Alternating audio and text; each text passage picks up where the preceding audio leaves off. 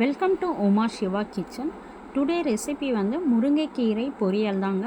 அதுக்கு இந்த பொடி தான் ஸ்பெஷலு. பட்டு இந்த ஸ்பெஷலான பொடி வச்சு முருங்கைக்கீரை பொரியல் எப்படி செய்யறது பார்க்கலாம் வாங்க வீடியோக்குள்ளே. இப்போ ஒரு கடாய் வச்சுக்கலாம். கடாய் நல்லா காயட்டும். காஞ்சதும் சும்மா முருங்கைக்கீரைக்கெலாம் நம்ம கொஞ்சமாக எண்ணெய் ஊற்றினா போதும். ஸோ 1லேருந்து 2 ஸ்பூன் எண்ணெய் ஊற்றினா போதும். ஸோ ஃபஸ்ட்டு வந்துட்டு அந்த பொடி ரெடி பண்ணிக்கலாம். அதுக்கு நம்ம ஒரு 6லேருந்து 5 மிளகாய் வந்துட்டு காஞ்ச மிளகாய் எடுத்துருக்கேன். அரிசி வந்துட்டு ஒரு கைப்பிடி அளவு அரிசி எடுத்துக்கோங்க. இதை நல்லா வறுத்துக்கோங்க. இந்த பொடி ரொம்ப டேஸ்ட்டாக இருக்கும், நல்லாயிருக்கும். ஸோ நல்லா வறுத்துக்கணும். கூட வந்துட்டு ஒரு 2-3 பல் பூண்டு போட்டுக்கலாம். ஸோ எல்லாத்தையும் நல்லா வறுத்துக்கலாம். அரிசி வந்துட்டு நல்லா நம்மளுக்கு வந்துட்டு அப்படியே ஒரு மாதிரியாக புரிஞ்சு போய் வரும் நம்மளுக்கு அரிசி. இப்போ இருக்கிற அரிசிக்கும் நம்ம புரிஞ்சவொடனே பாருங்கள் அரிசி அந்த மாதிரி வந்துட்டு ஃபுல்லாகவே நம்ம எல்லா அரிசியுமே அதை மாதிரி ஆகும்போது நம்ம எடுத்துடலாம். எடுத்துட்டு ஒரு மிக்ஸி ஜாரில் போட்டு பொடி பண்ணிக்கலாம்.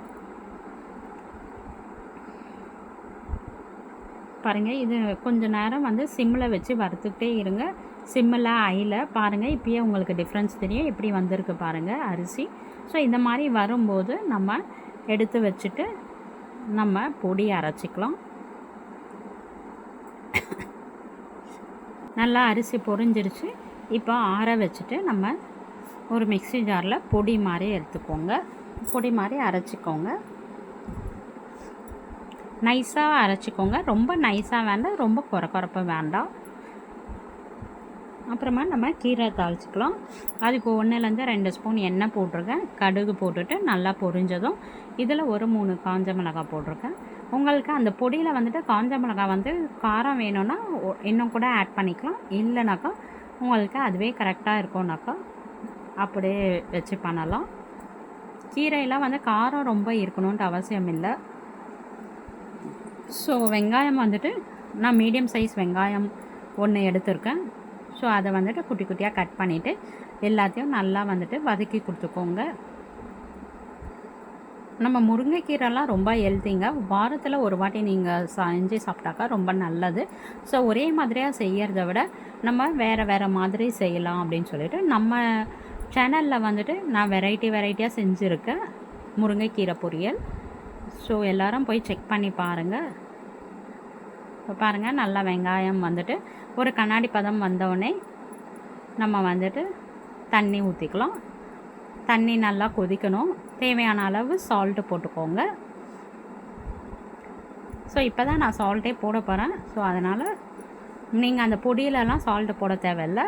இந்த தண்ணியில் மட்டும் சால்ட்டு போட்டுட்டு நல்லா தண்ணி கொதிக்கணும். கொதிக்கிற டைமில் நம்ம வச்சுருக்கிற கீரையை எடுத்து போட்டுருங்க. எவ்வளோ கீரை வச்சுருக்கீங்களோ அதுக்கேற்ற மாதிரி பொடி வந்துட்டு ஆட் பண்ணிக்கோங்க. நம்ம நிறைய எடுத்து வச்சுட்டு கூட நம்ம ஸ்டோர் பண்ணி வச்சுட்டு நம்ம இந்த கீரை செய்யும்போது நம்ம போட்டுக்கலாம். ஸோ கொஞ்சம் நிறையா போட்டாக்கா ரொம்பவே நல்லா டேஸ்ட்டாக இருக்கும். ஸோ அதனால் ஃபஸ்ட்டு வந்துட்டு கீரை வேகணும். ஸோ கீரையை வச்சுட்டு ஆல்ரெடி தண்ணி ஊற்றியாச்சு. தண்ணியெல்லாம் வந்து கொஞ்சமாக தான் ஊற்றணும். இல்லைனா கீரை வந்துட்டு ரொம்ப நேரம் குக் பண்ணிங்கனாக்கா நம்மளுக்கு ஒரு மாதிரி கசப்பாக ஆகிடும். ஸோ அதனால் தண்ணி வந்துட்டு உள்ளுக்கே இருக்கிற மாதிரி ஒரு 1லேருந்து 1.5 கிளாஸ் தண்ணி ஊற்றிக்கோங்க. இப்போ பாருங்கள், நல்லா நம்மளுக்கு மூடி வச்சுட்டு வேக வைங்க. நல்லா நம்மளுக்கு வெந்துடுச்சு. கொஞ்சம் தண்ணி இருக்கும்போது நம்ம அரைச்சி வச்சுருக்கிற அந்த பொடியை போடணும். ஃபுல்லாக ட்ரை ஆகிட்டோன்னே போடக்கூடாது. நம்மளுக்கு வந்துட்டு இந்த தண்ணி கொஞ்சமாக இருக்குது பாருங்கள், அந்த டைமில் வந்துட்டு எல்லாம் சுண்டிட்டு கொஞ்சமாக இருக்கிறப்போ நம்ம அந்த பொடியை போட்டு நல்லா கலந்து விட்டுக்கோங்க. நம்மளுக்கு எவ்வளோ வேணுமோ அந்த பொடி போட்டுக்கலாம். நீங்கள் மேலே நிறைய இருந்தாக்கா ரொம்ப நல்லா டேஸ்ட்டாக இருக்கும். இந்த கீரையும் அந்த பொடியும் சேர்ந்து சாப்பிடும்போது ரொம்பவே நல்லா டேஸ்ட்டாக இருக்கும். முருங்கைக்கீரை எப்போவுமே இப்போ பாருங்கள் இப்படியே வச்சு சாப்பிட்டா கூட நம்மளுக்கு டேஸ்ட்டு நல்லாயிருக்கும்.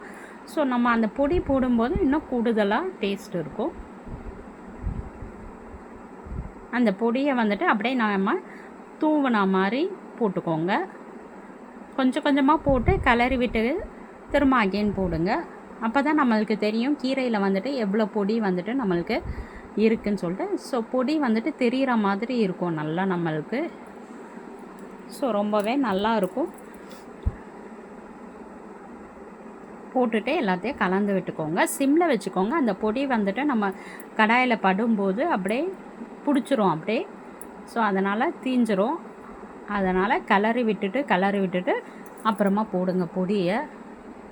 கீரை மேலே போட்டால் தான் கரெக்டாக இருக்கும். நீங்கள் கடாயில் போட்டிங்கன்னா அப்படியே பிடிச்சிரும் அந்த பொடி.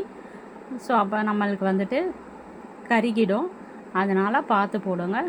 பாருங்கள் சூப்பராக வந்துட்டு நம்மளுக்கு இது பேர் வந்துட்டு பொரியரிசி முருங்கைக்கீரை பொரியல். ஸோ இது பாருங்கள் சூப்பராகவே நம்மளுக்கு நல்லா வந்துடுச்சு. அது பொடி பேர் பொரியரிசி சொல்லுவாங்க. எத்தனை பேர் வீட்டில் இது செஞ்சுருக்காங்கன்னு தெரியல. நல்ல வாசனையாக அந்த பூண்டு வாசனை, அந்த மிளகா வாசனை எல்லாமே அல்டிமேட்டாக இருக்கும் டேஸ்ட்டு நம்மளுக்கு.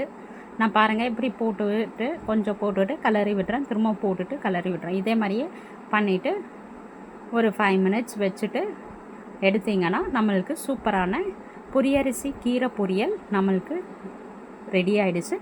இந்த வீடியோ பிடிச்சதுன்னா லைக் பண்ணுங்கள், ஷேர் பண்ணுங்கள், சப்ஸ்கிரைப் பண்ணிக்கோங்க. நம்ம சேனலில் நிறைய வீடியோஸ் இருக்குது, எல்லோரும் போய் செக் பண்ணுங்கள்.